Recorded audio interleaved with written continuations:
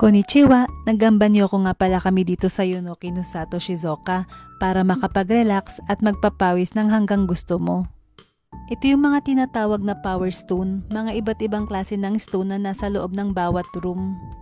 Iba't iba ang benefits ng mga to, like ang crystal nakakatulong sa paggaling ng may sakit at pag-activate ng cell ng katawan.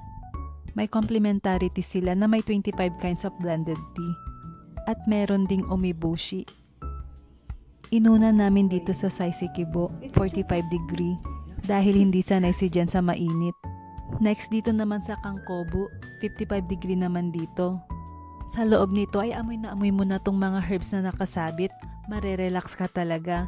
Makakatulong din ito para mawala ang pagod mo. Yung mga active ingredients ng herbs ay mapifeel mo talaga na pumapasok sa loob ng katawan mo. Kaya dito daw marerevitalize talaga ang metabolism mo. Pangatlo dito sa Ganjonbo, 60 degree naman dito. Itong suot ko nga pala ay nirentahan dito. Pink rock salt naman dito, mayaman sa natural minerals. Tapos ang daming far infrared rays at negative ions na nagja-generate. Kaya expected na gaganda ang blood circulation mo at mawawala talaga ang pagod mo.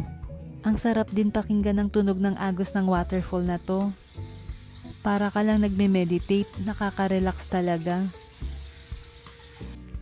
Nagstay kami dito for 20 minutes, nakaidlip na nga ako.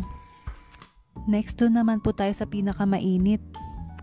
Ito yung tinatawag nilang Konjamoku, about 85 degree, pinakamainit dito. Pag binuhusan mo ng aromatic water, biglang mag-i-steam. Yung steam na yun ay punong-puno ng negative ions na magpapainit sa buong sauna room. Di ko na kinayang init kaya lumabas na ako, pero ang gaan sa pakiramdam. Dahil siguro sa mga nawalang pawis. Anyway, salamat po sa panonood. Bye!